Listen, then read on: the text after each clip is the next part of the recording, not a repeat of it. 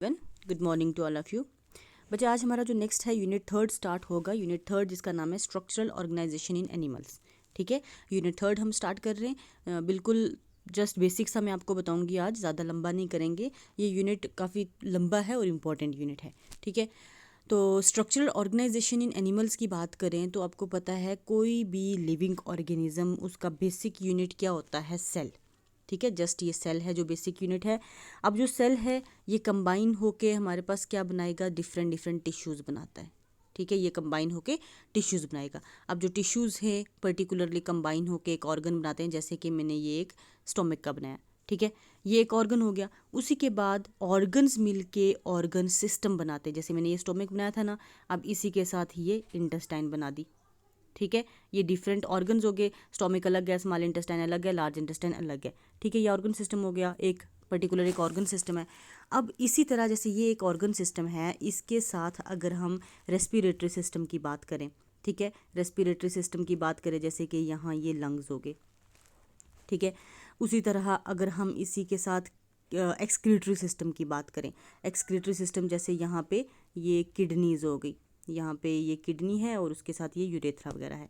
ठीक है, ये जो अलग अलग सिस्टम हैं, ये सारे सिस्टम्स मिल के एक पर्टिकुलर ऑर्गेनिज्म बनाते हैं। ठीक है, एक पर्टिकुलर क्या बनाते हैं? ऑर्गेनिज्म बनाते हैं। तो इस तरह से ये जो ऑर्गेनाइजेशन है, सेल ने कंबाइन होकर टिश्यू, टिश्यू ने कंबाइन होकर ऑर्गन, ऑर्गन ने कंबाइन होकर ऑर्गन सिस्टम, ऑर्गन सिस्टम्स ने कंबाइन होकर एक ऑर्गेनिज्म बनाया। इस पर्टिकुलर प्रोसेस को हम बोलते हैं स्ट्रक्चरल ऑर्गेनाइजेशन इन एनिमल्स। ठीक है, स्ट्रक्चरल ऑर्गेनाइजेशन इन एनिमल, ये तो एक ओवरव्यू हो गया। अब अगर हम बात करें जो हमारा ये पर्टिकुलर यूनिट है, इसमें हमने टिश्यूज़ की बात करनी है। ठीक है, ये जो टिश्यू मैंने बताया ना आपको, इन टिश्यूज़ की हमने बात करनी है कि कौन सा टिश्यू क्या बना रहा है, कौन सा टिश्यू हमारी बॉडी में क्या चीज़ की फॉर्मेशन कर रहा है। ठीक है, हमने बात करनी है टिश्यू की।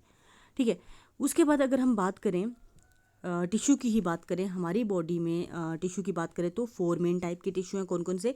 एपिथेलियल टिश्यू है हमारे पास, मस्कुलर टिश्यू है, नर्वस टिश्यू है और कनेक्टिव टिश्यू है। ठीक है, ये आगे 4 टाइप के टिश्यू। अब इसके आगे क्या लिखे हुए हैं? कौन कौन सी जर्म लेयर से मिलके बनते हैं। ठीक है, जो एपिथेलियल है एक्टोडर्म से मिलके बनता है, एंडोडर्म और मीजोडर्म। मस्कुलर टिश्यू मीजोडर्म और एंडोडर्म। ठीक है, उसी तरह नर्वस टिश्यू एक्टोडर्म और कनेक्टिव टिश्यू मीजोडर्म। अब ये तो मैंने बता दिया, लेकिन आपको मैंने जर्म लेयर्स तो बताई ही नहीं हुई।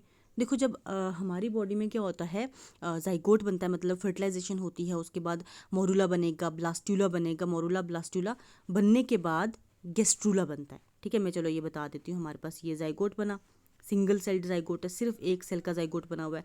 उसके बाद सॉलिड मास ऑफ सेल, इस तरह से बहुत सारे सेल्स, बहुत सारे नहीं, कुछ एक सेल्स 8 से 16 सेल्स जो हैं ये बन गया हमारे पास मोरूला।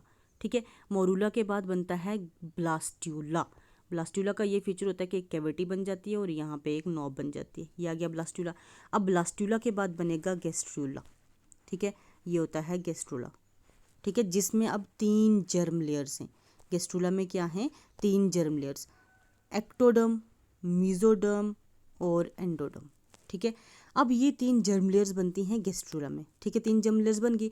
अब इन्हीं 3 जर्म लेयर्स ने पूरी बॉडी की फॉर्मेशन करनी होती है। हमारी जो हेड से लेकर टो तक बॉडी है ना, ये इन्हीं 3 जर्म लेयर से बनती है। एक्टोडर्म अलग से पार्ट बनाती है, मीजोडर्म अलग से बनाती है, एंडोडर्म अलग से बना देती है।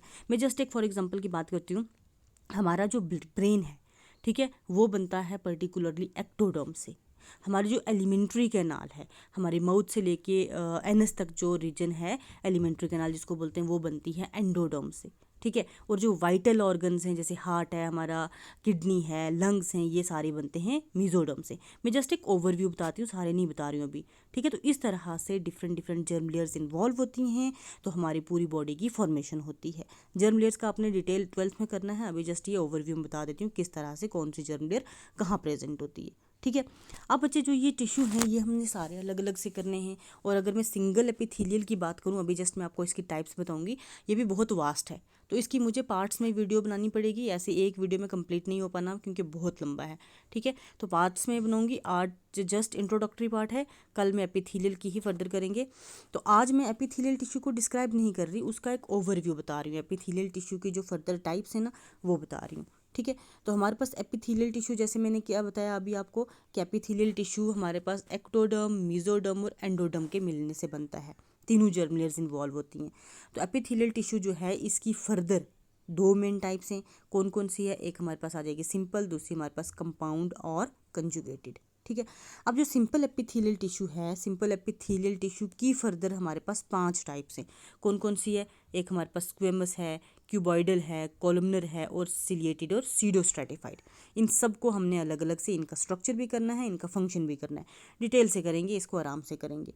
ठीक है।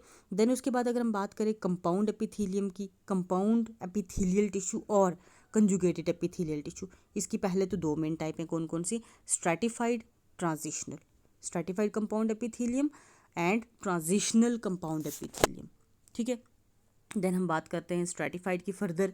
स्ट्रैटिफाइड की फर्दर जो टाइप्स हैं हमारे पास, पहले तो 4 टाइप्स हैं। कौन कौन सी? Squamous stratified compound epithelium, cuboidal stratified compound epithelium, columnar stratified compound epithelium, ciliated stratified compound epithelium. ठीक है, ये आ गई। देन उसके बाद स्क्वेमस की दोबारा से फर्दर टाइप्स हैं। कौन कौन सी? Keratinized and non keratinized. बच्चे देखो, कोई भी यूनिट, अब जैसे मैंने ये ओवरव्यू किया, उसके बाद आप ये ग्राफ बना लेना। ये ग्राफ बनाने का क्या सीन रहेगा कि आपको ना ईजिली याद रहेगा। इस ग्राफ के अकॉर्डिंगली जब हम पूरा ये कंप्लीट कर लेंगे, जब हमारा ये ट्रांजिशनल कंपाउंड एपिथेलियम तक कंप्लीट हो जाएगा, तब तो आपको एक ओवरव्यू आइडिया बन जाएगा ना। तो रिवीजन के लिए क्या होता है, फर्स्ट पेज पे अगर ग्राफ बनाया हो तो रिवीजन के लिए ईजी होता है। तो फ्रंट पेज पे आप ये ग्राफ बना लेना, उसके बाद हम इन सारी चीज़ों को आराम से एक्सप्लेन करेंगे। ठीक है, एक एक करके करेंगे हम, आराम से बिल्कुल डिटेल एक्सप्लेनेशन करेंगे।